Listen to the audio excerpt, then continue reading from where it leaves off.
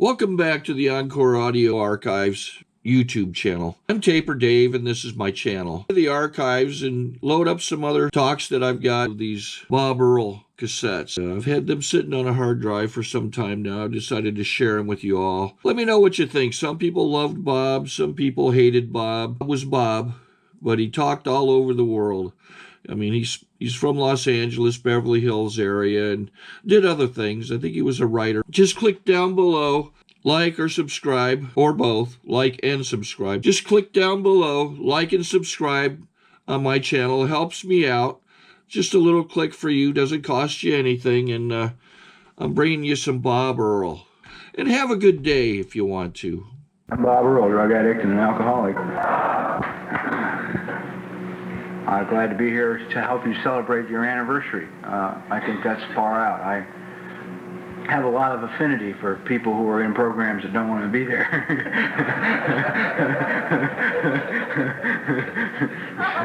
The state of California and I went a lot of places that I didn't really want to go. And I was just sitting here, I was thinking about, as the guy was reading chapter 5, was reading, if you want what we have, you know. And I just flashed back to when I was new, and I can remember having to deal with my sponsors all the time. My attitude was horrible, you know, and they'd say, guys, if you want what we have, and I thought, oh, come on, you know, you gotta be kidding, you know, it's nothing but lame ducks here, you know, weaklings. I don't want to screw around with what these people have got. And my sponsors would say, hey, you gotta go to meetings and shake hands, you know, get to know people. I say, oh, I don't like the people, you know, you know, there's a few of them worth a few bucks, but other than that, I really don't like the people. And it's kind of like, I think one of the things that happens in the beginning to a lot of people, and it's really a tragedy, is if you go to a series of meetings and you just happen to get to the wrong meetings and hear the wrong speakers, you'll think that everybody loves this.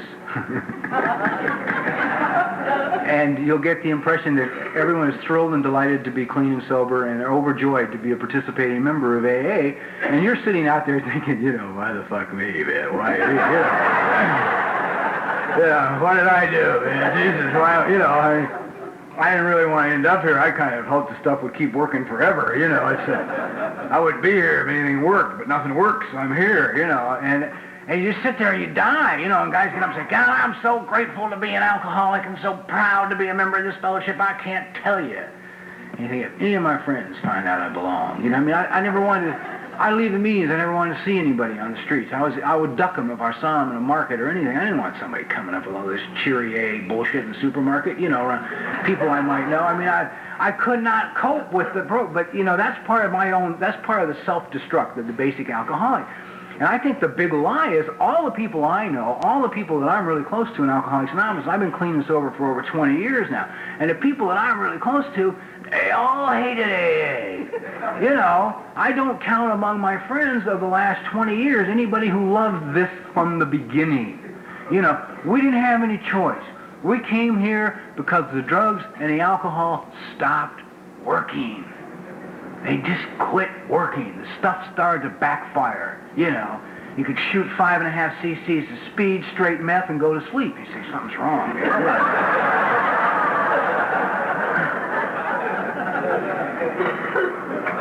You could put enough Seconal in a turkey baster to kill a racehorse, man, stick it in your arm, and, you know, just get wired and say, oh, God, I'm trying to lay down. Doesn't my body understand here? I want to rest. So when you come to AA, you know, if you're just still a problem drinker, you know, I guess you can shoot some more streets.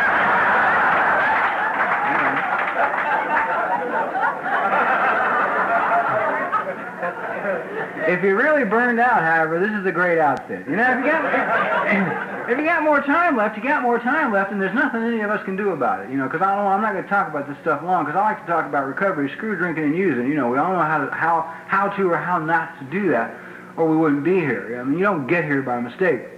It's just, I guess the question is, what kind of a price do you want to pay to accept the fact that for some reason you and I are different than the guy who can have 2 quiet glasses of wine or smoke a simple joint or, you know, snort a reasonable amount of cocaine.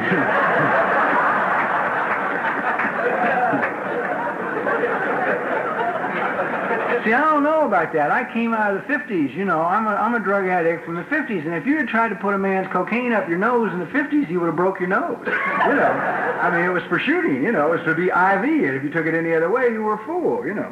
So I have to deal with some of these people today. It's interesting. You have any of them down here, straight cokeheads? Jesus Christ. They got the energy of 175 people. You know. 3 weeks in the program, they will have read the book 4 times. Hey, that's all right. I got this program. It's great, man. I understand, you know.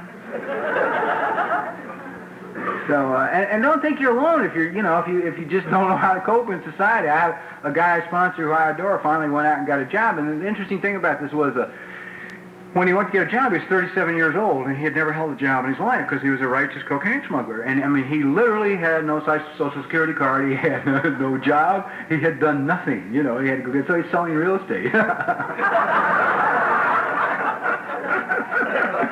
next time you go to buy a house, remember that. You know, remember who you're dealing with. I'm grateful that I was raised in Alcoholics Anonymous by sponsors that understood that I was totally insane, because the state had already said I was totally insane and beyond any help. And they also understood that I wouldn't like doing any of the things that would be necessary for me to do in order to stay clean and sober. And I had a sponsor who was probably the meanest human being I've ever met in my entire life. And there was 3 states and 3 major penitentiaries and a couple of dead cops to testify that he was probably the meanest son of a bitch that they had ever met, too.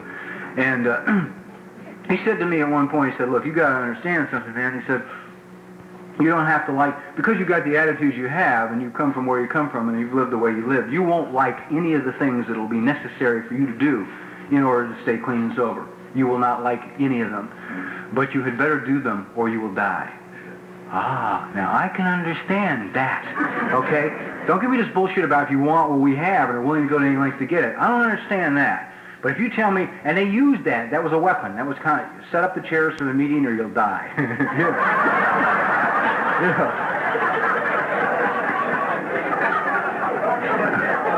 Make the coffee or you'll die. You know, mop the floor or you die.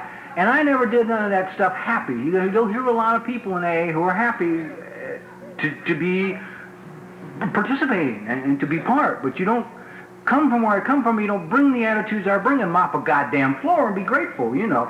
And you can get homicidal mopping the floor in an AA meeting, you know. 'Cause there's one guy who always sits in the same spot every week, and he always kicks over his ashtray and spills his coffee into it, you know, and walks out and leaves it, man. And there ain't no brotherly love there or no gratitude. You're thinking about dropping him with the mop the first chance you get, you know, in the parking lot. And it's like,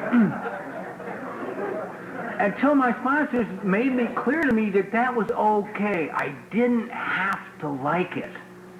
All I had to do was do it, and I would be all right. Because I was getting crazy. You know, you could sit here and listen to so many people who are grateful, and if you're not too thrilled, you begin to think, oh, God, one more time, man. I'm the outcast. I'm the misfit. I'm the guy that doesn't belong. I don't fit. One more goddamn time. And I was thrilled to discover other people who didn't like it. And I didn't like anything I had to do in early sobriety. So, man, if you're in this program or if you're new to AA, you don't have to like this bullshit. Just do it. Because the end result will be something that you never even dreamed possible. I mean, you can have a life like, it's incredible. And I'm going to try and tell you what, you know, about what's happened to me since I've been clean and sober. I mean, I got my year, and I was around a lot of sponsors who were heavy into activity in Alcoholics Anonymous. So the first thing they do, you get a year of sobriety, they take you to the institutional committee. You know, like, they're proud, right? They got some dumb son of a bitch stay clean and sober for a year. You know, they whip you into the institutional meeting, stand you up, say, here, we got one. You know, give him some panels. You know, this guy's thrilled and delighted he wants to carry the message. I had never said a word about wanting to carry nothing nowhere. You know, I was just there. And I said to my sponsor, I said, Cully, I don't want to go, man. I don't got any desire to carry no message to nobody, nowhere. You know, let them come out and get it just like I got it, you know, on the street.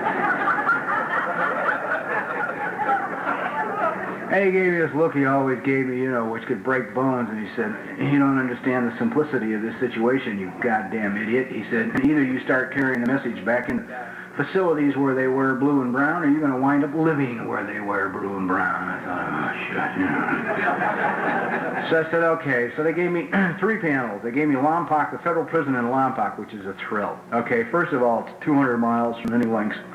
That's for openers. Secondly, it's bank robbers, mostly, okay? Thirdly, the meeting is so deep in that penitentiary that it makes anybody nervous. I mean, they close so many goddamn doors behind you going in, it's just a bad news place, okay?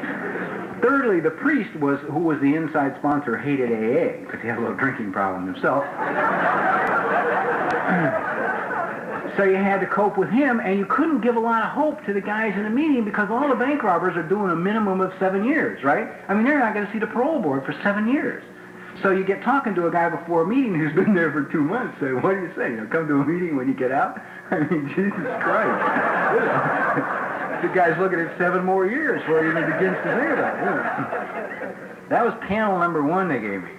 Panel number 2 was a county road camp up at the top of Angeles Crest, and it snows up there in the winter, if anybody knows. They pride themselves on being 12 feet higher than Mount Wilson. And the AA meeting was held in the television room. It's 7 o'clock on Saturday nights, right? Now, the meeting was always full. There was never less than 90 guys at this AA meeting. 82 of them were holding their seats for when the TV came on. And 8 were there for the meeting, right? So nobody really cared about the meeting, you know, and I didn't really care about the meeting either. We got along great in that camp, man. Because I used to come up there and I'd introduce my speakers. I'd say, look, my name is Bobby. I'm a drug addict and alcoholic. I don't really much give a fuck if any of you ever get out of here. and my speaker is Sam. You know, I'd sit down and let poor Sam take over this now hostile environment. And sit and, you know, watch him peel oranges and sleep and wait for the TV to come back on. And then the next panel they gave me, which was fascinating, because I was neurotic, but I didn't know it. You know, dope fiends are terribly neurotic, but you don't know it. Dopey is really bad. I mean, we are really neurotic, but we don't know how neurotic we are. The way we deal with our paraphernalia should tell us that we're really as bad as little old ladies, you know, but we don't snap to that, see, until we get clean and sober. And the next panel they gave me was County Hospital. Los Angeles County Hospital. That is an experience in itself. You go up there, and you go to a room. You all meet in this little room, okay? I don't know what's coming. I just go show up, right? Because my sponsors are going to kill me if I don't. And they give you a book, and in the book it covers 1 floor, maybe 2, and it is a list of the room numbers and the bed numbers and the names of the guys of people who are in Los Angeles County Hospital directly or indirectly as a result of alcoholism.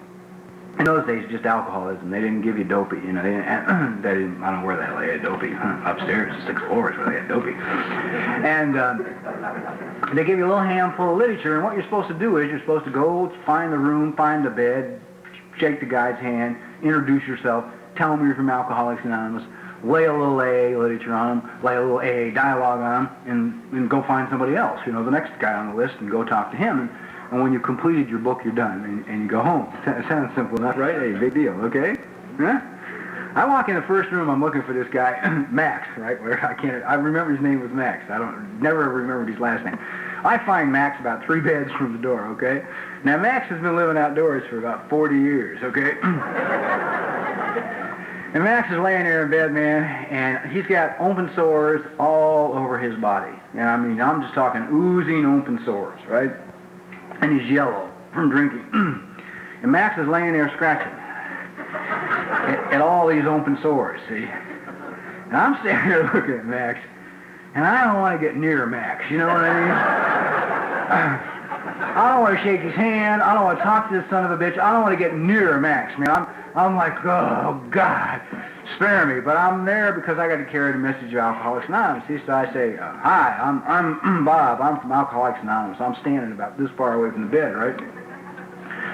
Oh, Max looks up and says, hi, I'm Max. See, now Max wants to shake hands. You know, I don't want to shake hands with Max.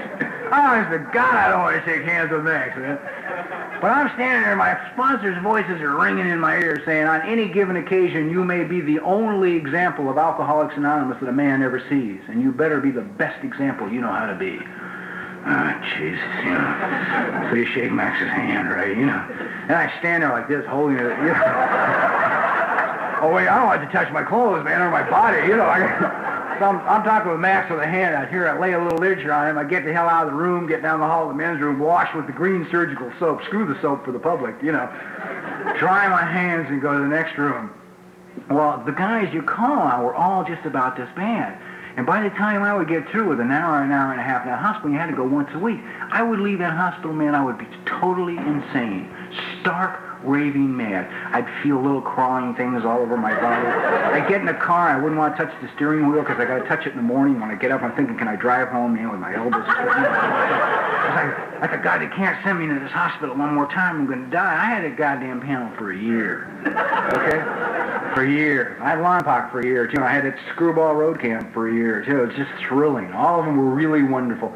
I can't think of really 6 bright moments out of 12 months in the 3. But at the end of 12 months, I was 2 years clean and sober. I was still here. You know, I was still here. I couldn't believe it. 2 years. Jesus, this is great. But I was having a big problem during this time. My biggest problem was everybody kept talking about God in AA, you know. I go to meetings and guys would get up and say, boy, I got up this morning and the whole world just came crashing down around my ears. You know, my wife served me with divorce papers. They repossessed my goddamn car. I went in the office and then they fired me. You know, it was just a really bad morning. So I went in the men's room at the office and got down on my knees and said, God, take it. I can't deal with it anymore. You know, it's just usually when we let go. You know, and. He said, Brian, you know what happened? It's amazing. He said, the wife changed her mind, and they realized it was an error in the bookkeeping, and they brought my car back, and my employers have hired me back, and everything's wonderful. You know, and I'm sitting there going crazy on the job. I want to kill people. I can't keep a job. I'm nuts. I've lied my way into a job. I've got a 10th grade education, right? And when I was 2 years clean and sober, I was working as a thermodynamics engineer. For Worthington Corporation, and I can't even spell thermodynamics, man. You know, but I had a good rap, you know, I done a lot of dope, you know, sold a lot of bad stuff to people, you know, I can spell anything. And I lasted 8 months before they found me out. Which was a miracle. My sponsors just kept saying, you know, I said, hey, it's okay, you know. I'm all right, don't worry about it, everything will be okay, you know, just don't bother me. As long as nobody looks at me too close. I live my whole life like that. Just don't look at me too close. You know, you're all right. So I'm going crazy on this job. I'm going crazy with my life. I mean, nothing's working in my life, and everybody in AA, everything's working in their life. And one of the reasons was 18 years ago, people weren't as honest at meetings as they are now. They're not that honest now, right? We've got a long way to go before people start really bad. You know, AA pitches are more honest and participation meetings and discussion meetings and things that people just sort of screamed and threw the book and cried, you know, and never got a word out of their mouth because sometimes the pain gets so great in sobriety that you have to do that, you know, just to get it out. And stuffing my feelings has been one of my problems all my life. I've stuffed them since I was a little child, and when I could no longer stuff them on my own, I discovered drugs and alcohol, and they're wonderful. You know, Jesus, God knows, well, you know, 3.5 cc's of morphine, man, you don't have so many emotional hang-ups for a while. So, I'm going nuts, and these people are talking about God, and I'm thinking, I'd really like to pray. I wanted to pray, but I had a problem. Everybody in AA kept saying, God as you understand him. And I never had any formal religious training of any kind. Zero, right? I mean, never went to I'd gone to different churches and, you know, a couple of missions near the end, you know, when I was really living high. And it's like, I never really, though, went to like a Catholic church or a Presbyterian church or the Baptist church or the Pentecostal church. I mean, I didn't have any formal religious training. But every time they would say to me, God as you understand him, the only thing I could grab a hold of is a picture of this old man sitting in the sky in a throne, right? Big throne, big white robes, and his book in his lap. And he's keeping score, right? And he's been keeping score for a long time, see? And I know that he and I aren't even, okay? It just my jacket alone tells me he and I aren't even, much less, you know, I'm not even square with the state yet. I'm not even close with God. So it's like, I can't go talk to him because I figure he's going to get me, you know? I mean, I just know that it's going to be, you know, the minute I get close. So I figure I won't drink, I'll stay clean and sober and just do the best I can. But the emotional pain in me continues to build. And people at meetings continue to talk about, boy, I got up this morning and my life was terrible, everything fell apart, and I just got on my knees and said, dear God, please take it, and he did, and everything's beautiful, and I'm just wonderful. And they'd sit down, and I'd be sitting out there 2 years sober with pain between my shoulder blades, my neck all kinked over to one side, and the only other people in the room that were like that were the new guys. You know, they were all like, I thought, God, what's wrong with me? You know, I can't turn my head. You know, my neck was so, because I was like anxiety ridden all the time. I was tense all the time, and I'd spent my whole life on red alert already. You know, and I couldn't let down. You know, because I had to just hang into all of this crap. And so, fine, so I'll go home. I'll try it. You know, I got to try it. I'll pray. I'll try it. And I go home. And I kneel down. And I fold my hands. And I bow my head. The voice says, "Forget it."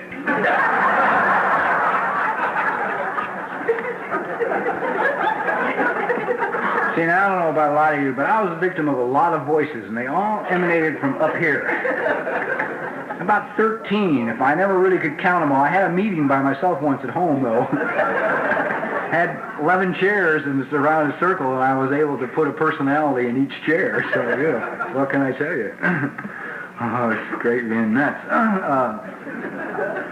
So I would go on with the pain, and finally one night I went to an AA meeting, and I have since recently, this is very recently, in the last year, I discovered, I've talked with a couple of other people who were at this meeting with me 18 years ago, and they swear the speaker didn't tell the story. But I heard it, you know. So I don't really care, because it changed my life, you know what I mean?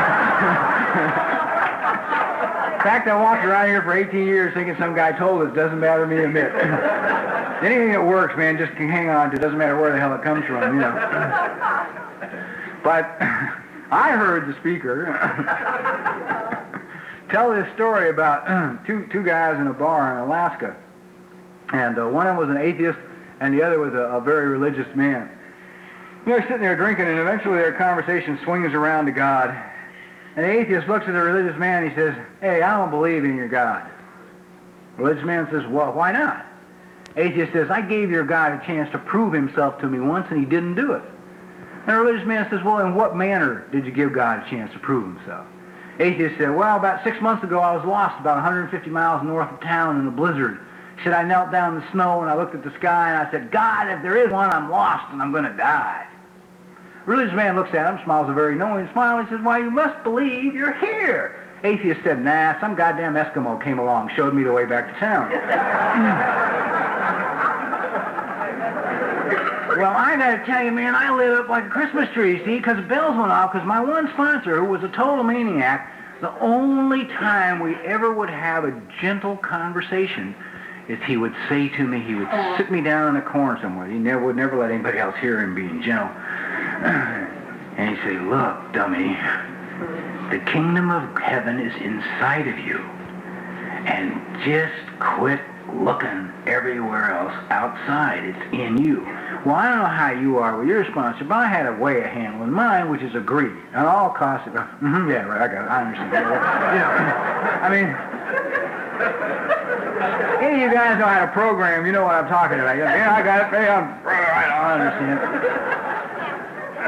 God, I went to Christian program. I went to all kinds of programs. But 3 minutes prior to sentencing, I was the most open-minded human being on the earth. Oh, yeah, they want to talk to me about Jesus, Judge? Sure, hey, great. You know, I've been trying to get to him for quite a while here.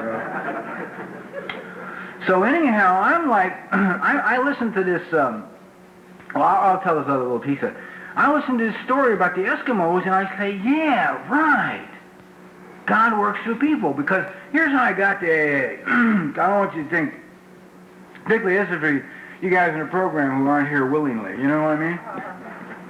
I wound up in Pasadena. I was 26 years of age. I weighed 135 pounds. I weigh about 175 now. So you can imagine why I look like 40 pounds lighter, man. I look like a fugitive from a concentration camp. I mean, you can count my ribs and my cheeks are sunk in. And I look like a skeleton. And I weighed about 135 pounds, and I was sleeping outdoors, living in doorways, and sleeping on rooftops at night on Fair Oaks Boulevard in Pasadena. That's how I wound up, a high roller, right? And I had been to a judge. I had screwed up, and I told the judge that I was going to call the American Council on Alcoholism, or AA. And he said, and he just lit up, right? He said, you got to call Alcoholics Anonymous. Now, let me tell you, he said, for the first time in your life, right, you could become a useful member of this society. And I mean, he just went on and on. He said, it's wonderful, and you'll make friends. And I mean, just this whole big sales pitch about AA. He said, I know all this to be true because I have a brother who almost died of chronic alcoholism who is alive and sober 8 years today. I said, hey, yeah, right, right, yeah, sure, Your Honor, cool, And I left and walked. And I had violated his, screw all, that's not important. Anyhow, so I'm out in the streets and I got the phone number for AA and a dime. And now I took this dime and this phone number to a phone booth 50 times, maybe more, all right? The furthest I ever got is to drop the dime in, get the dial tone, hang up and walk away and take my little dime with me. And because the reason was, I couldn't call up some people in an office somewhere I didn't know and say I can't make it. I mean, I'm not wired like that, man. I've been beaten half to death in institutions just to get me to say my name. So if all you can do is get me to say my name, and you have to cripple me to get me to say that, you're not going to get me to call up somebody sitting in some funny office and say, hey, I'm out here on the street sleeping in doorways and I can't make it. Screw you, I'll die first. Great logic, right? Fuck you, I'll die, That's part of the AA's basic philosophy towards life, Health? Nah, hey, I'll do it myself. So one day I'm sitting in my doorway and Eskimo number 1 comes up. Okay? This guy, man, I've known him and his old lady and 6 kids forever. And ever since I've known him, they had been on welfare, right? And when I repped and ran, I used to lay off some money on him. And just to help him out, the Robin Hood syndrome, steal from the rich, give to the poor, makes you feel a little less bad about 13 armed robberies in one night. And so I had given this guy, he owed me a few $1,000s. He owed me $5,000 or $6,000, right? So he's looking at me sitting down in the doorway, screwed up. He says, hey, you need a place to stay. You can come stay with me and the old lady. Well, see, now I can go with him.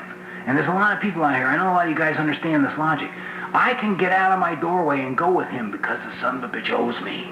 He owes me. It is his goddamn responsibility to take me out of that doorway. He's into me for heavy money. It's not a joke here. So I can get up and go with him. This isn't charity. This isn't help. I'm not weak. This is all right, man. I can still be terminally cool, and go with him.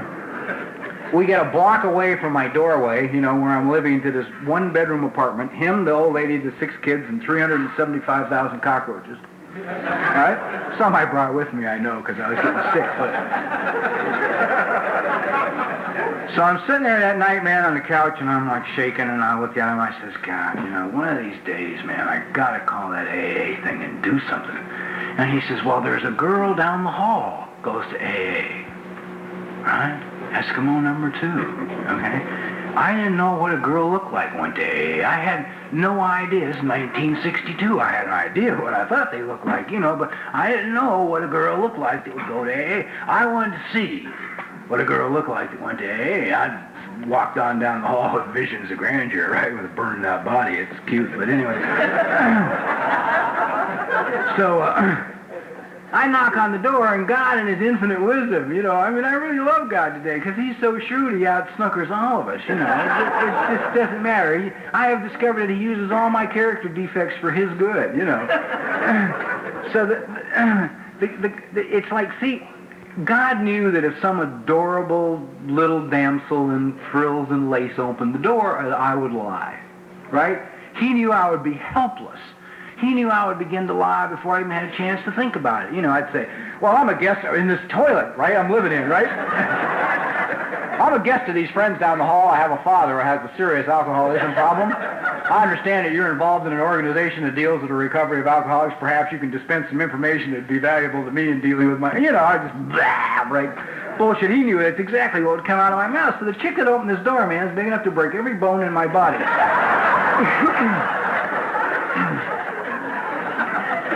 She stood about 6'2", 6'3". She weighed about 235 pounds. She had short black hair. She was built like a full back, and she had tattoos all the way down both arms and both legs, right? From Kansas City, Missouri. She had a half-full pint of booze in her hand. This is my introduction to AA, guys, right? And we wander around here saying, be careful what you say to the newcomer. Perhaps we forget where the newcomer's coming from. You know what I mean?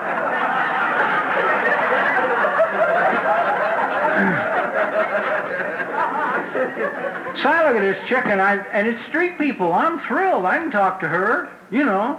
I look at her, and I says, Jesus, man, I'm curious about this AA thing, you know.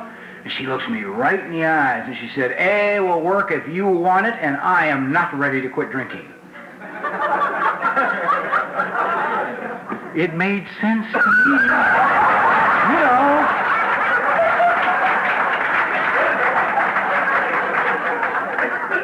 Didn't startle me, man. I'm standing there looking at her thinking, shit, if I was a big tough broad, I wouldn't quit either, you know. Not for a minute. If I had her size and strength, I'd go right back out, you know. But I'm standing there, you know, 3/4 dead, the brain's gone, you know. I've fried it on every kind of drug known to man. I'm just, you know. She's still there. But she felt a responsibility for the sobriety she had and stuck me in a car and took me to a meeting of Alcoholics Anonymous. August 28, 1962. And there I was, brains fried, sick, just like that, never necessary to drink or use again since that day. That's how I got to AA, Eskimos, right? So I'm like, when I hear this Eskimo story 2 years later, I'm like, great, I got it. God is inside me, he's inside everybody. And if he's inside everybody, then the only instrument he has to work with is people, right? I'm wired up. I feel terrific. You know, I leave this meeting, man, headed for home. I'm living at Laguna Beach, right? And it's like, I got it, you know? Watch it now, man. Rolls Royces, 30-room house, you know. I'm on my way, you know. Hey, when I was new, man, I got sober in Pasadena. A lot of people talked about hope. Hope for me was walking down Fair Oaks Boulevard, counting the Cadillacs outside the meeting, you know. 1, 2, 3, 4. You know, because I was still busting shoe leather and taking buses, you know, so I was interested in all them Cadillacs. And when I saw a guy go out that looked like a righteous wino that slept under billboards to get in a new Lincoln, I said, I know there's something in this program that works, you know. I've got to find out what it is. So I go home armed with this information. God works through people, and I'm okay. I mean, my life is going to be okay now, because I'm nuts from this thermodynamics engineer job. I mean, I'm just living under daily pressure. I'm going to be found out, not justifiably so, you know. It was reality. It was not a myth, you know. This is not false anxiety. So I sit down in a chair at home, and I start to think, that's the worst thing in the world. I mean, if you want to fuck up your whole life, spend a lot of time thinking sober. It's goodbye, right? I read a great line in an article here about a couple, 3 months ago. Some guy said, a psychiatrist said that the armchair is the neurotic spaceship.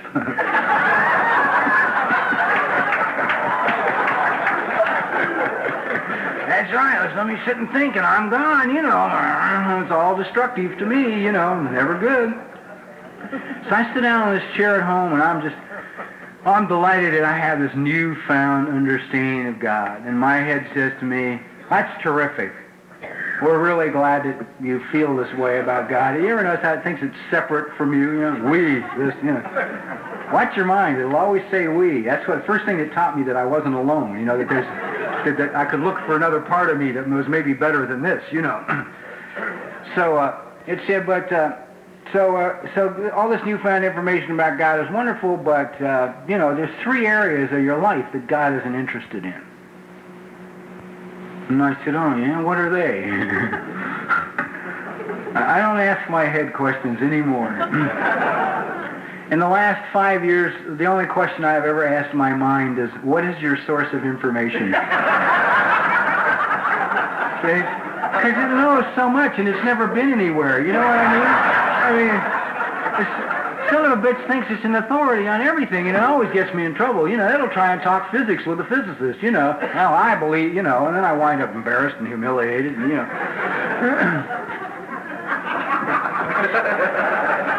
Hey, the voices are a bitch. They really are, you know. People pick up guns. They don't shoot themselves in the stomach, you know what I mean?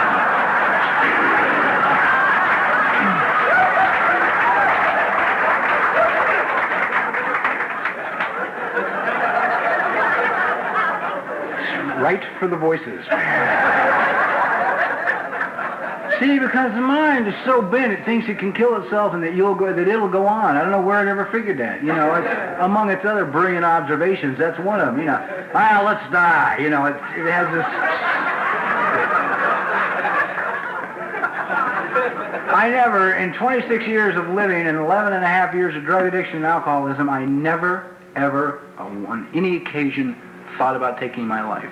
Not once. I had to get sober in AA to start thinking about suicide, you know. And I went through a year and a half where all I could think about was driving into concrete abutments on the freeway, you know. That the car just wanted to go hit a concrete pillar, you know. We don't want to go to the meeting. Let's kill ourselves instead, you know.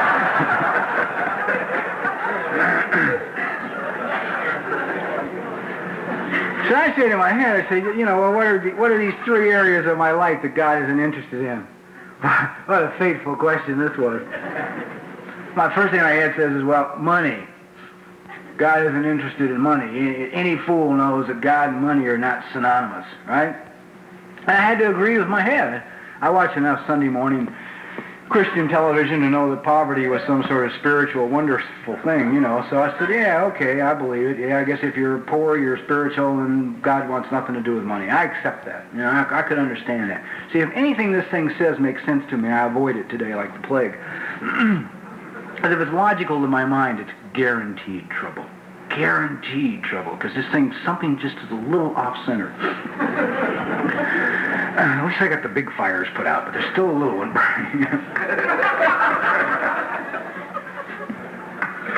So I say to my head, yeah, okay, money, what else? Well, employment. God doesn't care where you work. And I thought about that for a minute, and I thought, yeah, I can accept that. I understand that. That made good sense to me. I mean, what the hell does God care about where you work? You know, I mean, he's got all the world problems, for Christ's sakes, global situations. He's got a little more to worry about than where the hell I punch a clock, right? Pardon me. So I figured, that's all right, I accept that. And the next thing he said, I said, okay, what else? And my mind says to me, women. God isn't interested in relationships. You know, he doesn't really care who you go with or what you do, as long as you don't intentionally harm any of your sisters, you know. Okay, right. I had read page 69 in the big book and interpreted a lot of sin and figured that was okay. I don't want to deal with this anyway, so I could accept that. Now, what happened here, what my mind did to me is fascinating, and I'll tell you why it's fascinating. In the 20 years I've been clean and sober, and for years, I mean, I'm quiet and peaceful now. You would have to know me years ago to know how insane I really was. So around the area that I was sober in, whenever anybody came in, you know, that broke chairs and had blown up buildings with people in them and shit 3 weeks before they got sober, and were still drooling and grinding their teeth and crushing things, you know, mashing coffee cups and couldn't sit still and drawing little pictures on their hand during the meeting, they'd give them to me, you know. They'd say, talk to him, man, he'll understand you, you know, because I was like that when I was new, you know. I just couldn't, I was just, the hostility was incredible. So I got all these maniacs, you know, guys with 17 suspected homicides behind them who weren't really released yet. They were just escapees trying to get sober before they went back. So I, you know, this is what my house is full of all the time, maniacs, right? Well, over the years that I've been sober, out of the worst of these guys, you know, I'm talking about boss cons, I'm talking about some of the baddest, most insane human beings I've ever met in my life. If ever I got a middle of the night call from any of them, and I'm talking that 3 a.m. phone call that none of us make because we're too cool and we'll never admit we're hurting that bad, right? You know, I'm talking about that one painful phone call. Now, out of any of these guys, no matter how mean they were, how bad they were, how vicious they were, when I would get that 3, 4 o'clock phone call, and I mean they were on the floor in the middle of the living room, curled up in tears, and they had drugged themselves to the phone across the carpeting by their fingernails because the pain was so great they couldn't stand it, and called for help. The source of their pain was always one of 3 things: money, employment, or women. The very things my head told me I have to take care of. God will take care of the rest. There isn't a lot left. You know, they're staying clean and sober. See, that's it. Well, anyhow, I'm armed with Eskimos, and that God's keeping me clean and sober, and all I have to do is handle my employment, handle my relationships, and handle my money, and I'll be okay. 2 years later, I've operated now 2 solid years based on this philosophy. 2 years later, I'm approaching my 4th birthday in Alcoholics Anonymous, and I have just been financially bankrupt through the courts, handling my own money. They have repossessed my car. I've got no car because that went into bankruptcy. I've got no place to live. I'm sleeping on a couch in a guy's apartment I don't even particularly like, but it's convenient because the apartment building is 2 doors away from the car wash where I'm working for $1.25 an hour. I'm handling employment. I started at $1.35. It's true, I was in soap, you know, washing off, right? I got a rash from the goddamn detergent, which is really embarrassing, man. It had to be moved to the drive-off in, right? And it's been so long since I have been with a woman that I can't even talk to them at a meeting. You know, there's a time you pass beyond, they won't believe you anymore. You know, they can see the look in your eyes. And they know you don't want to go to coffee and talk about God. They know it's bullshit, you know.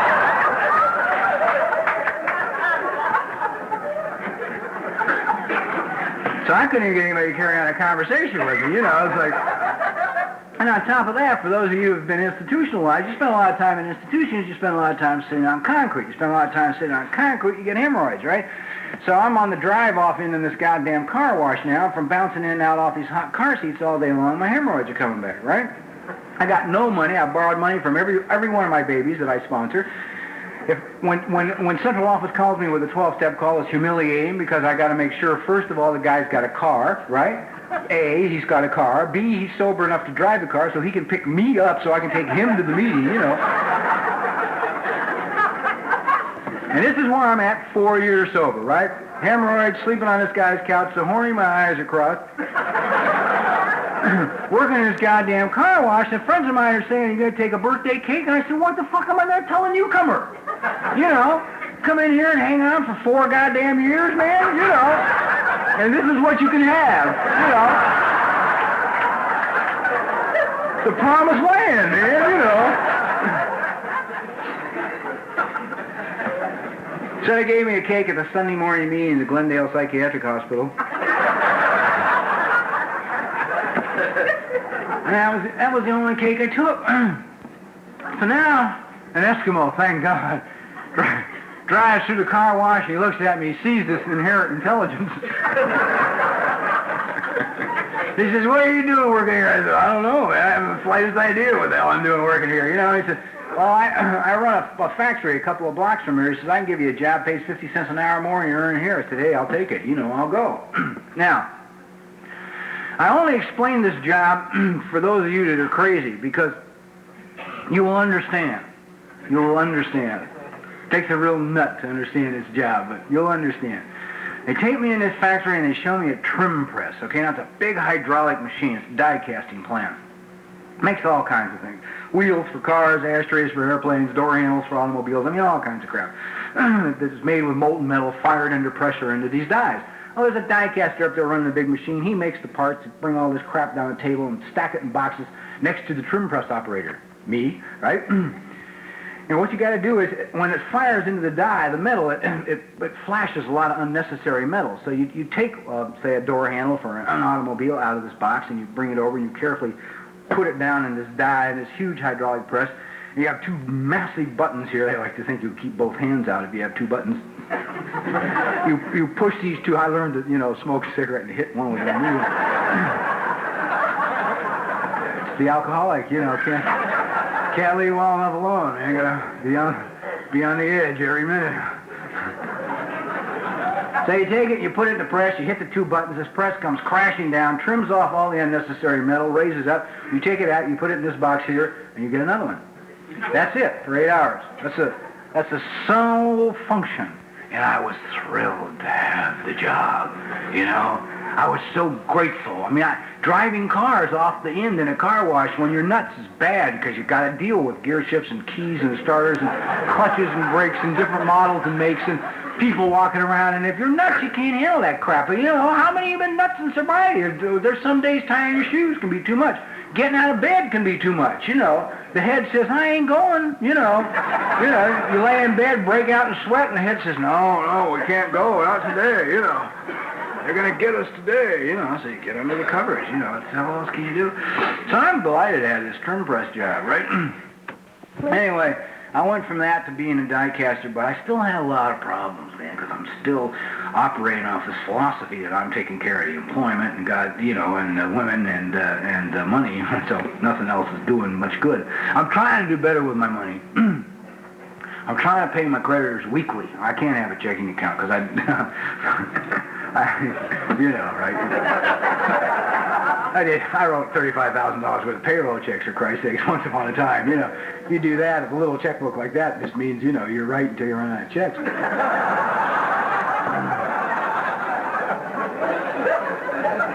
So I had to give up on a checking account, so I went around and just hat in hand and went to all my creditors and set it up so I could pay them monthly, you know. And I would pay them weekly. I mean, weekly. I had to pay the gas company weekly, the light company, the telephone company, my rent, back child support to the DA. I mean, everything was weekly. I said, you guys got to take it weekly or you're not going to get it because I'm just mentally incapable of keeping it for 30 days. It's gone, you know. It just disappears. No matter how hard I want to have it there, it's never there when the time comes. I didn't even the money order thing wasn't working too well because sometimes I'd bring them home and I'd see the one for beneficial finance and say, hey, well, you know, there's a convention this weekend. You know, it's more important than beneficial, so I'd make it out to me, take it back.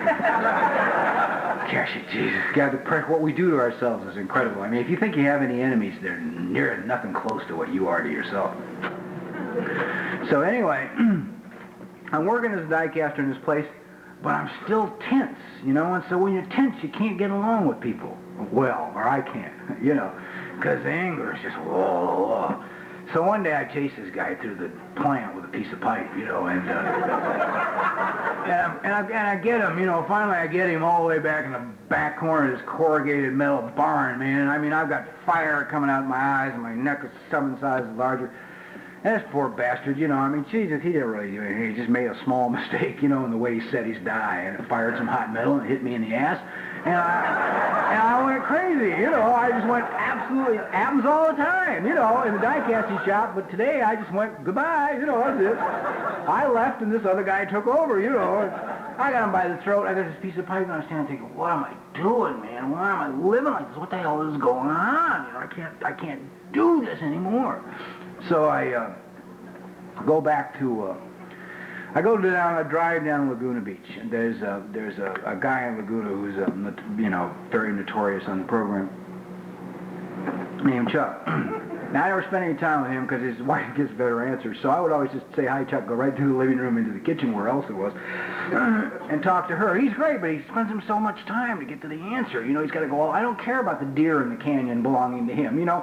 I mean, I love him, and I understand he's God's child, and the canyon is his, and the deer are his, and the birds are his, but I just fucking near killed a guy at work, you know. I mean, I gotta talk to Elsa, you know, give me an answer here, man. The deer ain't helping me, you know, it's not doing what's got to be done here. So I go in the kitchen with Elsa and I go, blah, blah, blah, blah, you know, and she looks at me and she says, well, why don't you try going to work for God instead of man? Talking to her is always so much fun. And I said, what do you mean go to work for God instead of man? You know, the suspicious one pops up. What do you mean, you know? And she said, well, it's simple. She said, what would God expect from you if you worked for him? She said, all he would want you to do is show up on time, treat others like you would like to be treated, and expect nothing in return for your efforts, not even a paycheck.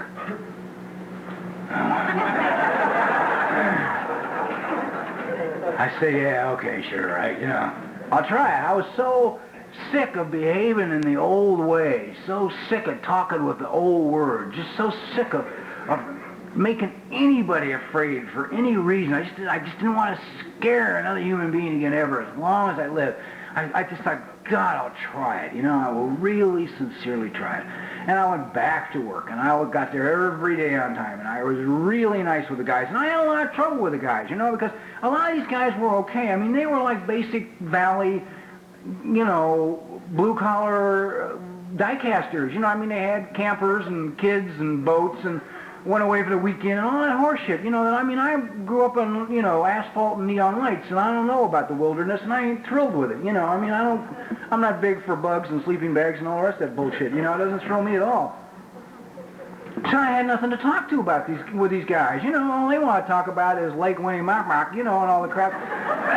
what's going on? I want to talk about how I've risen from the ashes of alcoholism and drug addiction for, 20 years or something. And they ain't no more interested in that than I am the goddamn boat, or the camper.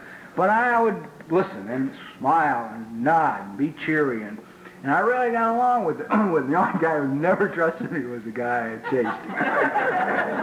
He just kept watching me, Hi, how are you? He just watched me go by.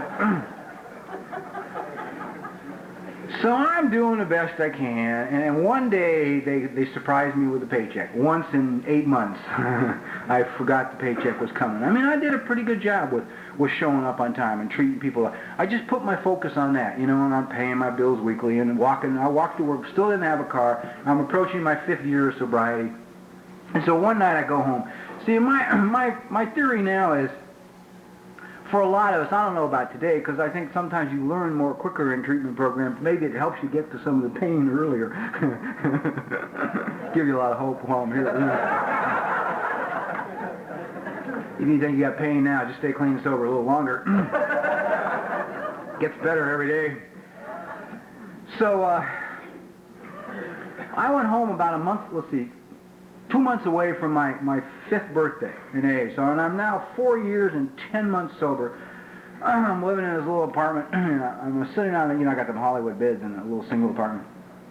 I'm sitting on the bed, and I have done the best job I can do with AA. I have put 4 years and 10 months of the best I know how to do it. Doesn't matter whether I wanted to do it or not, I did it. I drove thousands of miles to carry the AA message. I drove thousands of miles to institutions. I had newcomers in my house. I had guys kicking habits, bouncing in and off the walls, busting plaster, throwing up on my feet. It's like I had done everything I could, everything the program had asked of me. I'd given this program my best shot. Here I was 2 months away from my 5th birthday, and I wanted to die. I just wanted to die. That was it. I didn't want to kill myself. I want to really make that clear, because for those of you who are, operating on the same mental wavelength I do, to think of the physical act of terminating my own life would have been a step up in the depression, okay?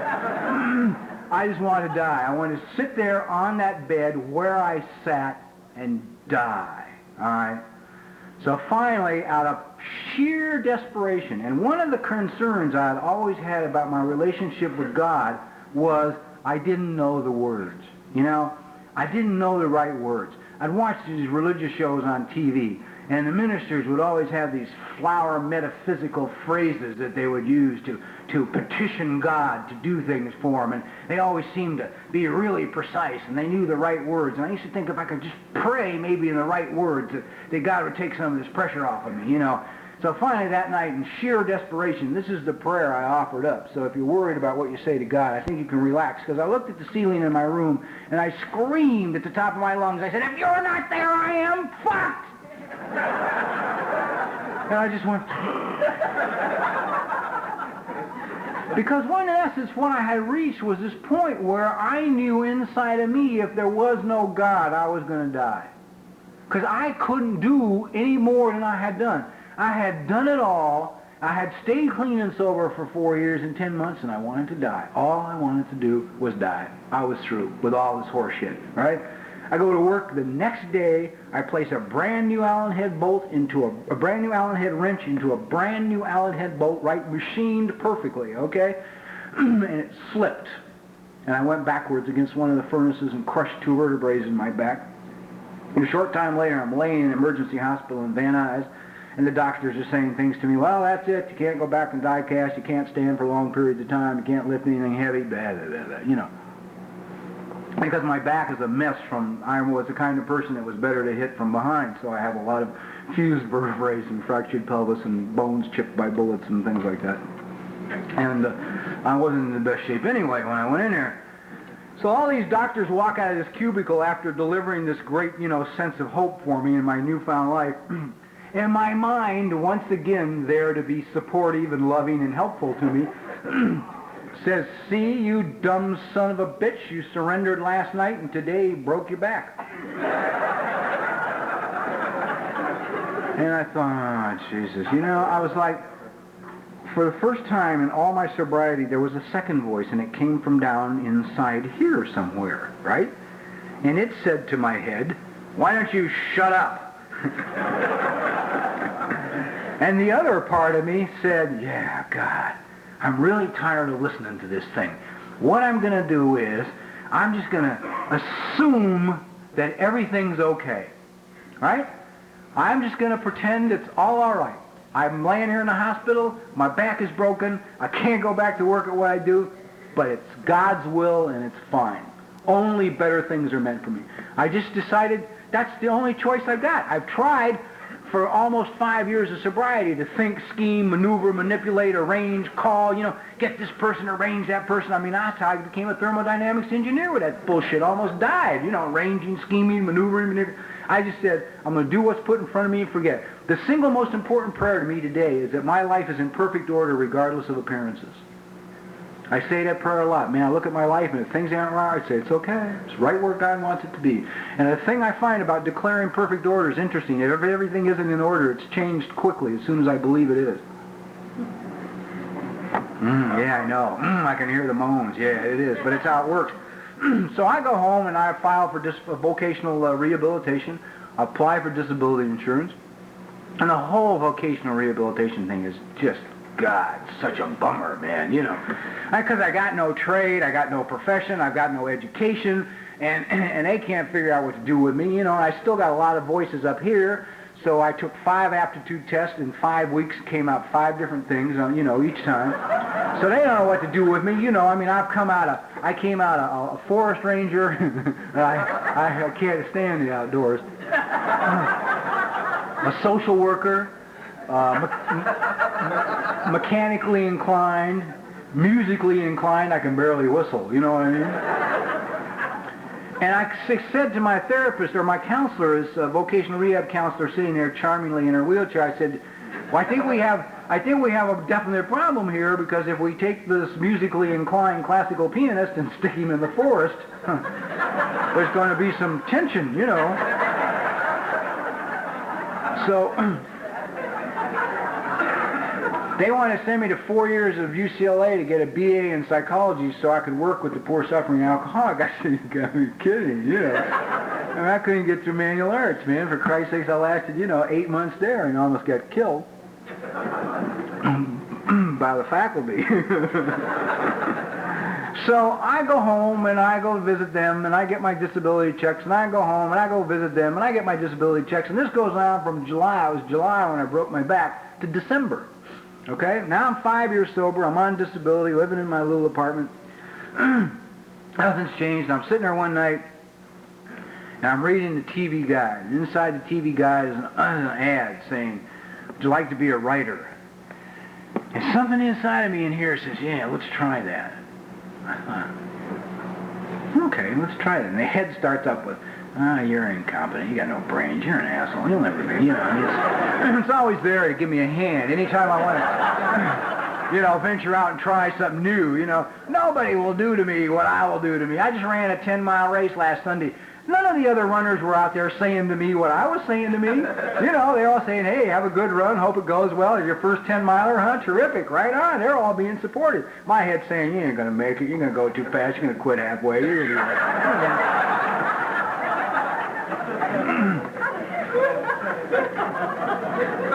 So I decided, screw my head, I take my little ad out of TV Guide and I go into vocational rehabilitation and I present my ad on Monday morning to my counselor. I say, here, this is what I want to do. And she laughed so hard she almost fell out of her wheelchair.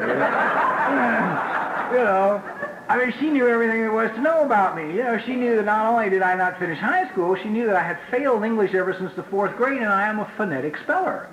Okay? D-E-D is dead, right?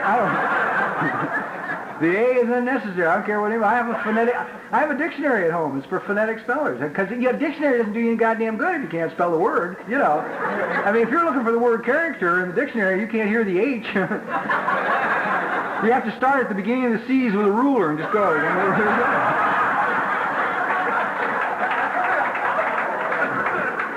right. Thank you. So this is a guy who wants to be a writer, right? And this broad's hysterical, but God, in His infinite wisdom, knows how to even screw bureaucracy, okay? Because I am the one black mark on the Van Nuys office of vocational rehab. I am the only one from July they got left, right? People from July, August, and September have all been placed, but me, okay? So she takes this ad into her boss, and this guy would have signed for me to take basket weaving. You know, he would have given me anything I wanted to do, anything in the world. So he says, get him the books, let him take the course, get him out of here, right? So they sent for my books. What time is this thing over? Whenever. No. Oh, don't say that. No, it's okay, I have a plane to catch you, all right. Can't stay too late. Well, what the hell.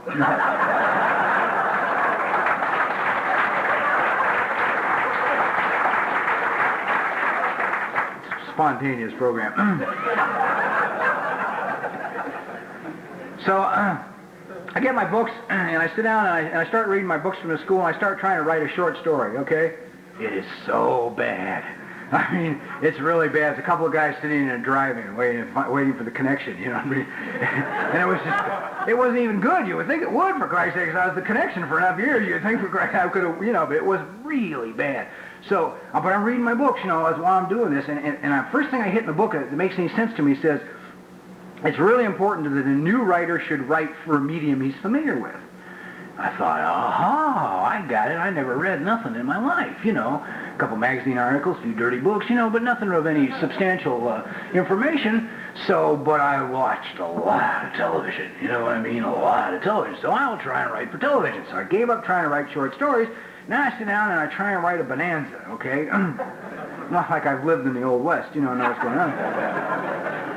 If I thought the short story was bad, this was worse. I mean, it was bad. It was terrible, and I would try to write the story with the dialects for the Chinese cook, you know. We don't say lice, you fucking click, click, you know. I mean, I can't believe I did it. I did it, you know. I did it. So the basic story idea was great because I sold it a year later as a Virginian. But anyway. But I keep reading my books, see, and the books say, not only is it essential that the new writer write for a medium, I'm telling you all this, man, because if you're sitting out there feeling like there's no goddamn hope and you'll never amount to anything and nothing will ever work for you, I want you to listen to what I'm saying. I want you to hear to how much work I had to put in this, how much conscious effort, thinking, maneuvering, manipulating, scheming, right? I'm just reading this goddamn book, and I'm only doing this because I've run out of things. You know, I got no idea what I'm doing. And the next thing I hit says, not only should you write for a medium you're familiar with, but you should write about a topic that's familiar. I thought, well, you know, I never lived in the Old West, but crime, right? Christ, I'll write about crime. So I started watching the cop shows, seeing what cop show do I want to write for. So I pick out Ironsides, right? So I like it. He's thinking all the time, you know, scheming. Now, what have I not seen on television on a cop show that I would like to see? And I thought, I've never seen a really good story about a righteous paper hanger. I mean, somebody who writes tens of thousands of dollars worth of payroll checks. So I having a little experience of that, I sit down and write a story about a guy that writes tens of thousands of dollars worth of payroll check. Now, while I'm writing this story, I still don't have a car, I still live in the same apartment, everything's still bullshit, you know, the rest of it all around me is like, it's a little universe, and I'm just saying everything's okay. Well, I had made it a point in sobriety to not know what people did for a living. I didn't want to know what you did because I had an ego that was wired in such a way that I was impressed by what people did. So if George here was the plumber and Max here is the president of Beverly Hills Bank and both George and Max come up to me after an AA meeting and want to go out for coffee, well, George is screwed. You know what I mean? I'm going to coffee with a bank president, I'll fix my own plumbing. You know, it's like, I don't know when I'm going to need the banker. So I didn't want to know what people did. So one night, this guy I've known for about 4 years is bringing me home from a meeting. Good friend, I really like the guy. We used to chit-chat all the time. He says, what are you doing nowadays? You know, I said, well, I'm trying to write a story for television. He said, oh, yeah, far out. Great, that's what I do. I said, what? He says, I write for television. See how far I had to look to find somebody to help me? So I said, oh, good. He said, well, listen, when you get the story, then give it to me. You know, maybe I can give you some help with it. Maybe I can help you, you know, somehow. I said, hey, great. So I finish my story, and I give it to him, and he reads it. He's got 12 suggestions for it, right? 6 of them I like, 6 of them I didn't like.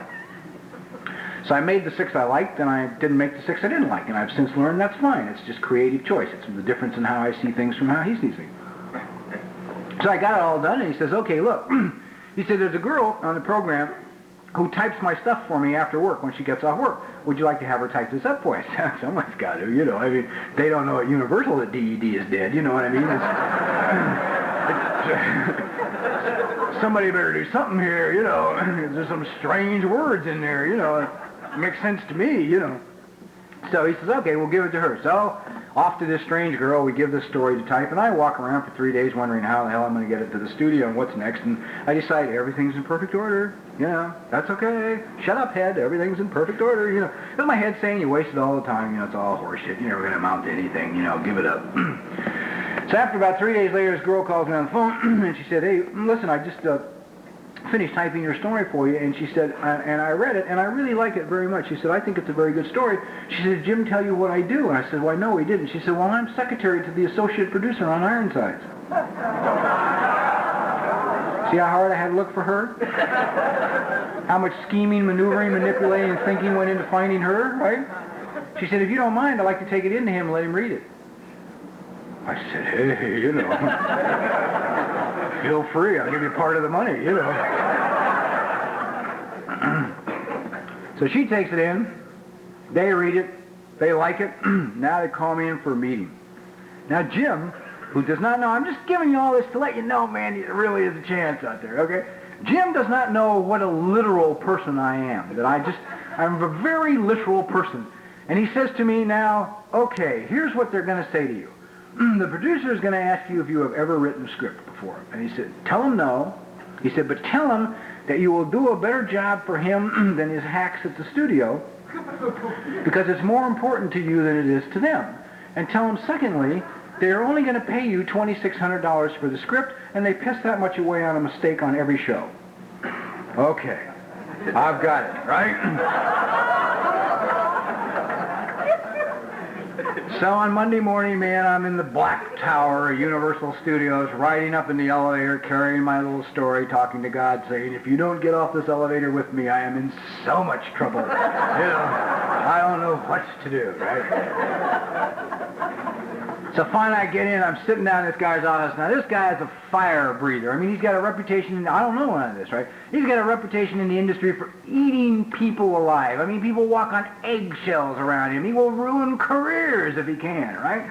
I'm sitting in his office and he smiles and he says, we like the story very much. We want to go ahead into teleplay with it. He said, have you ever, when I know you're a new writer, have you ever written a script? And I said, well, no, as a matter of fact, I haven't. I said, no, not only have I never written one, I have not really seen one. I said, but however, I will do a better job for you than your hacks here at the studio because it's more important to me than it is to them, and you're only going to pay me $2,600 for writing it, and you piss that much away on a mistake on every show. Okay? That's what the man said to say, goddammit, right?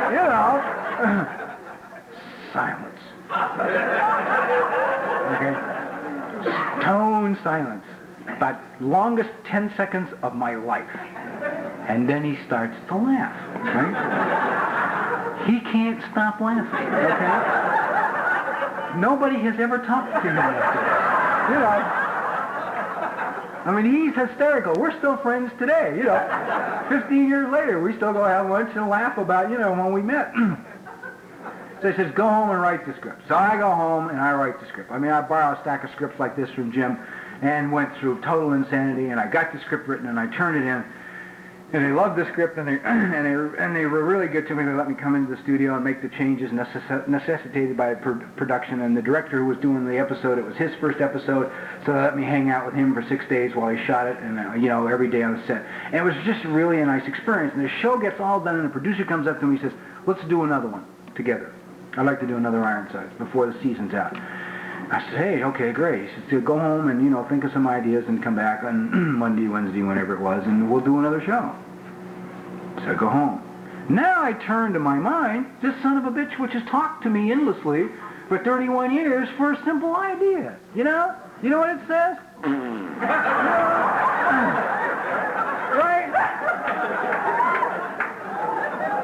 Nothing, man. Blank. Like a goddamn hollow tomb, boy.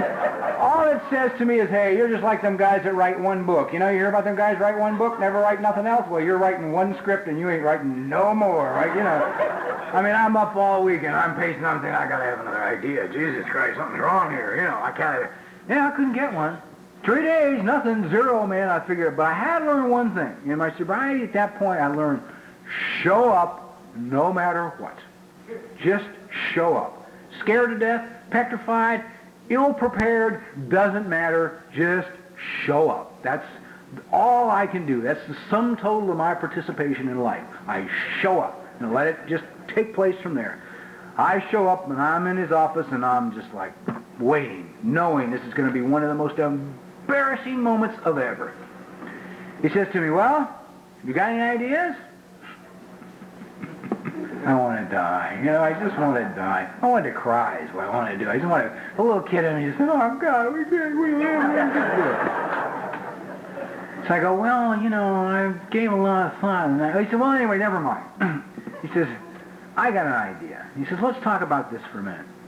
He said, I think it's time, he said, this show has got a responsibility to the community. And he said, I think it's time that we did a really honest look at drug addiction and the upper class teenagers.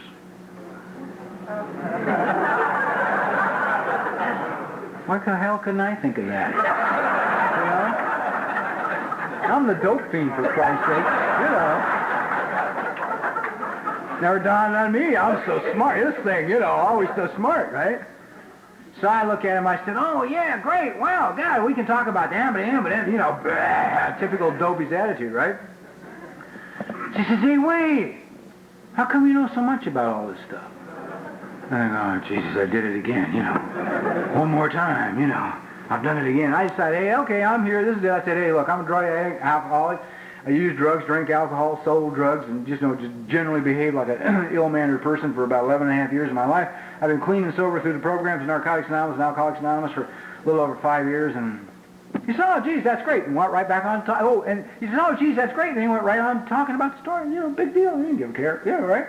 About 5 minutes later, he looks at me and he says, you won't mind if we get a technical advisor for the show, though, will you?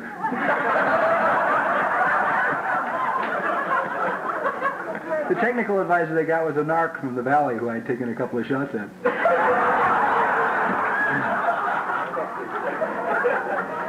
We ignored each other. He pretended I wasn't there. I had 17 years of sobriety, and I was still in this thing where too many old patterns, I still didn't feel good about me. The career was okay. I had been married 4 times. You know, I mean, relationships were not, well, fun, exciting, please. Fun, exciting, and all the rest of that, but not lasting terribly long. Which is not uncommon in AA. If I had an hour, I'd go into why. But it's suffice to say, 2 halves don't make a whole. Anyway.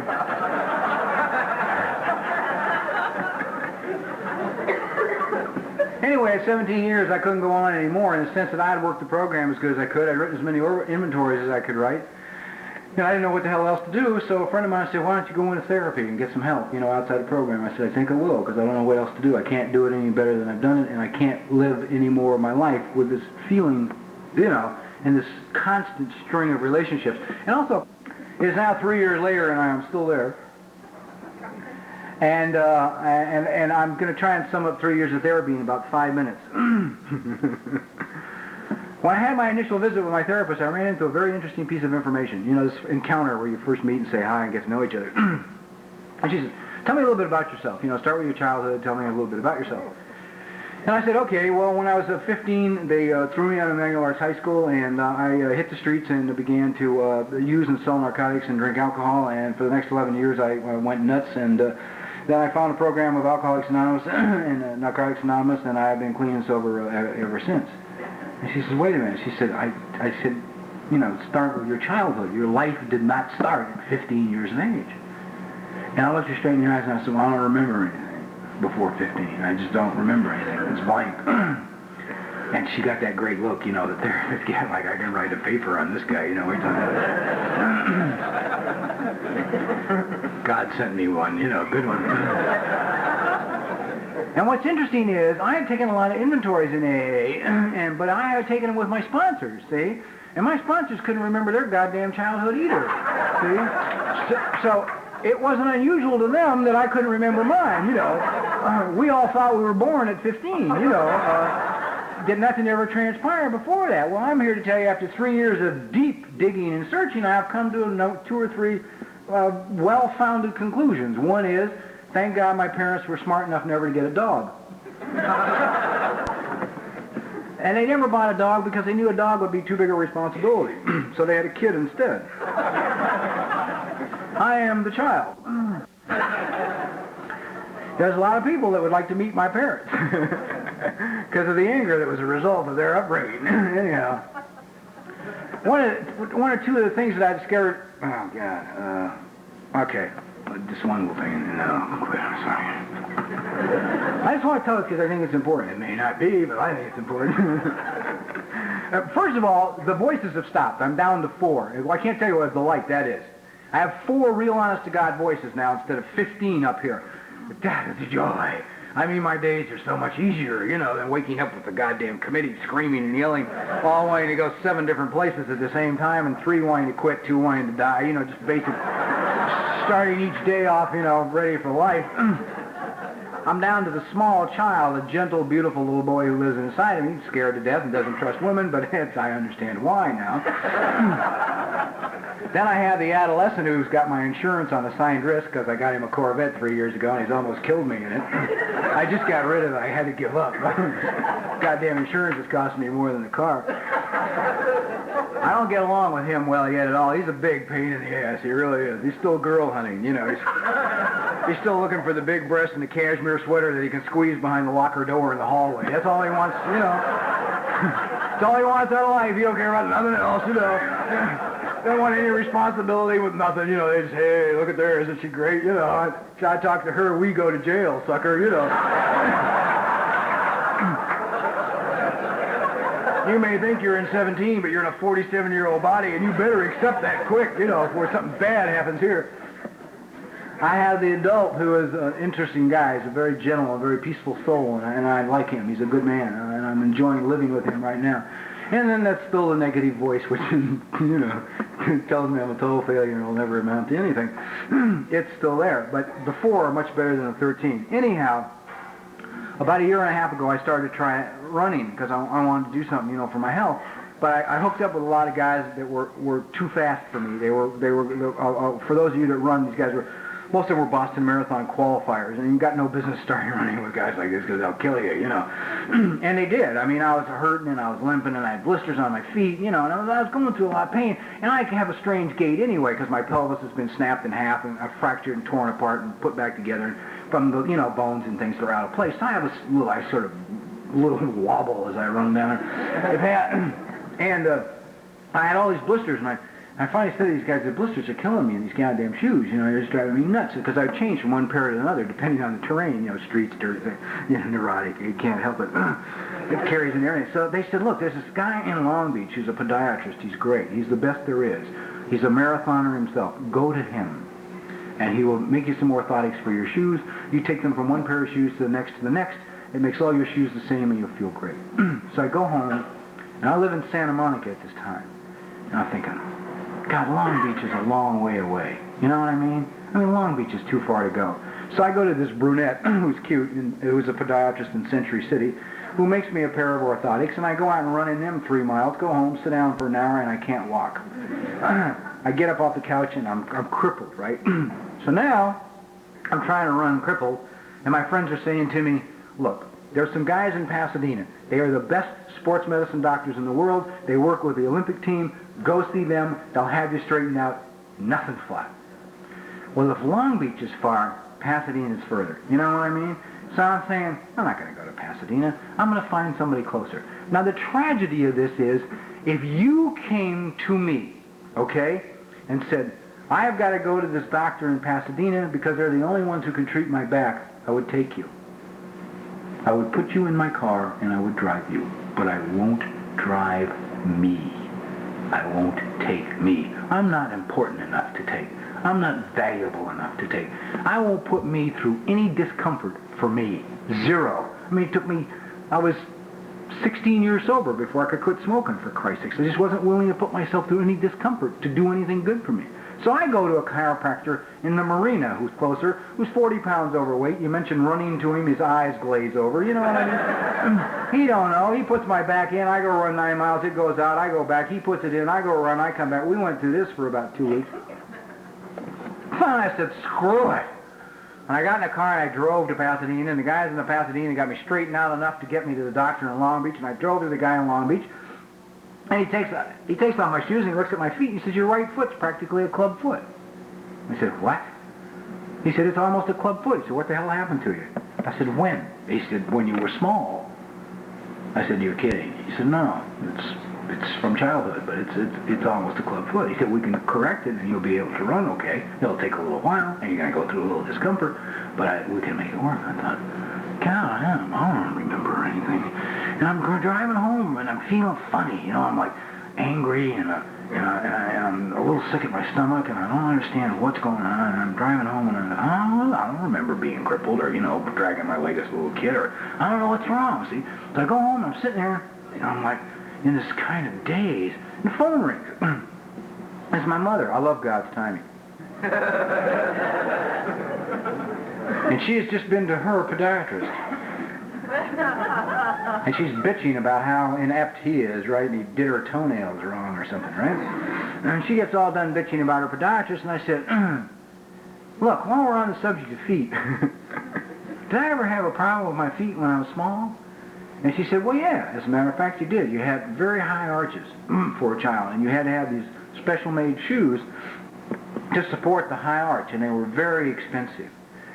And in the next 5 minutes of conversation, she reiterated about 5 or 6 more times about how expensive these shoes were that had to be made for my arches, okay? And I hang up the phone with her, and I want to just die, man. I mean, I want to vomit and kill. I can't decide what to do first. Throw up or drive to Fallbrook and just say, Mom, I want to pay you back for all these years of joy. But I just cool it because I got the next day to go see my therapist, right? And I don't know what's wrong, but I know I'm nuts, man, and I know I'm sick, and I feel sick. And these are the kind of feelings I ran from all my life. I mean, I spent, you know, nights running the streets. I spent time shooting it out with the LA Police Department. Man, I put enough morphine in me to kill 155 people. Anything to avoid the very feelings that are coming up right this minute now that I'm dealing with this person. I mean, I tried all my life to run away from this stuff, right? I'd go the next day, and I'd sit down with my therapist, and I said, I got a big problem, it's got to do with my feet, and I came up and blah, blah, blah, and she says, well, let's just, you know, quiet, let's just go back, and let's see what we can find, you know, let's just take it back. And we take it back, and what we find is this little boy, about 2.5, 3 years old, adorable little fellow, blonde, curly hair, big blue eyes, standing in a hallway in an apartment building in Denver, Colorado, and he's talking to his mother, see? He's got tears in his eyes because his shoe is too small on his right foot and it hurts. It's killing him because it's too tiny. And the pain is real. And his mother is saying to him, shh, not too loud. Your father will hear. And he will be angry if he has to spend any more money for shoes this month. I went, whoa. And I said, okay. I understand why I feel the way I feel now, because if at that size, if I'm not worth buying shoes for that fit, what the hell am I worth? I mean, what kind of value do I have as a human being if I don't even deserve shoes that fit? Okay, I've since gotten past that and a lot of other bullshit, but I got to tell you, the mistake I see made a lot in Alcoholics Anonymous is you will hear from people constantly in the program, your mother and father did the best job they could with the information they had. Forgive them. Okay? So, we all try and be good AAs, right? We say, yeah, okay, great. Mom, Dad did as good as they could. I forgive them. Then we go through 3 more marriages, 17 more goddamn jobs, right? You know, sabotage our career at every possible opportunity, and generally we feel like a piece of crap, you know? But we forgave them. It's okay, see? And what I have discovered is this, and you might, you know, it's important. I mean, you may not think it's important. If I heard this pitch 10 years ago, I don't even know if I would have listened to it. Yeah, right. I stand here today, and I got to say, the people that say that are absolutely correct, but that's only half of it. See, my father's dead from alcoholism. He was a chronic alcoholic. My dear, sweet, gray-headed little mother up here in Fallbrook and my dear dead father did the very best job they could do with the information they had. They couldn't have done it any better. All they did was put on to me what was put on to them. Okay? So I forgive them for what they did. But it doesn't end there, you see, because the reality is, over here, they did a rotten fucking job. Okay? It's got nothing to do with them being bad people. But until it doesn't mean they're bad. It just means that as long as I ignore, they did a rotten job. There's a girl in a program, a great gal, and her mom's in a program. Her mother called her, and I heard this lady made the single most honest statement I have ever heard made in this program. She calls her 25-year-old, 1-year sober daughter on her birthday, and she says, okay, I want you to understand that I am quite aware that most of the problems that you have in your life today have my name on them. This is her mother talking. She said, but please understand the solutions have your name on them. Okay?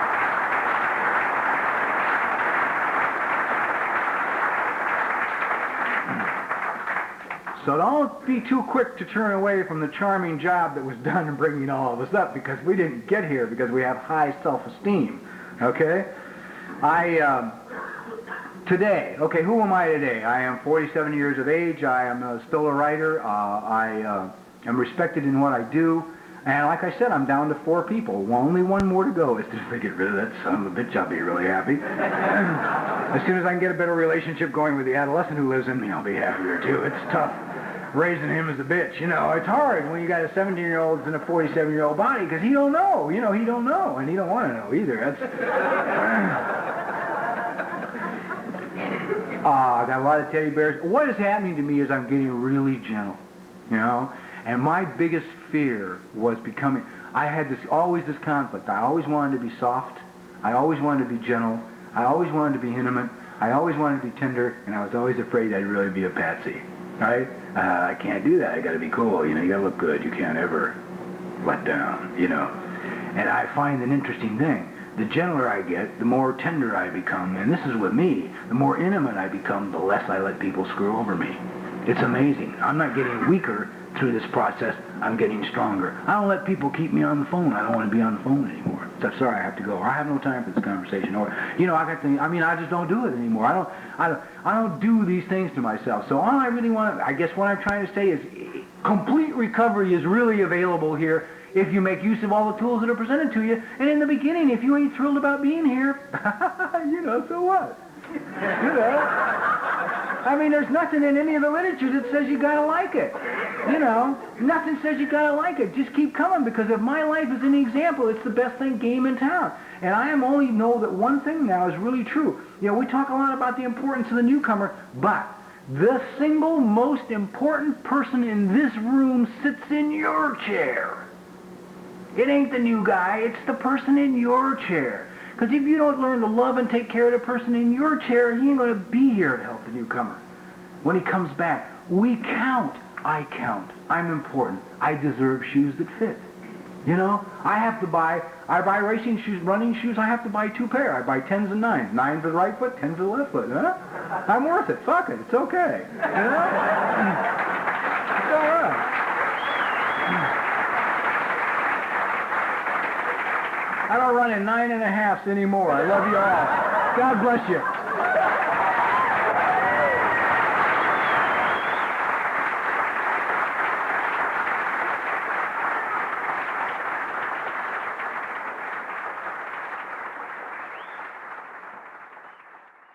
Sorry to interrupt your viewing. Taper Dave here. Just wanted to take a second to ask you to like and subscribe to my channel. Let me know if you like what you're listening. I've got some very good talks here, and this one's a great one. Just curious, do you think this is better than Zoom? Tell me what you think. Okay, this is how I prepare my drone for launching. I like to do it inside the cab of my truck so I'm not standing outside in the weather. To install the joysticks for control, up and down, right and left, powered on. I have an Android phone that I use to connect it to the drone with. And it's actually controlled through the iPhone, through an app. Oops, wrong way. It's actually controlled through the iPhone, or through this Android phone, through the app. It's actually controlled through the Android phone through an app, and you connect it through this short connection right here.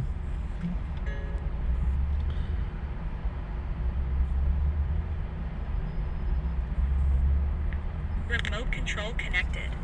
Remote control's connected. So I pull out the drone. I have to extend the legs. Long legs extended first, then the short legs. Remove the gimbal protector.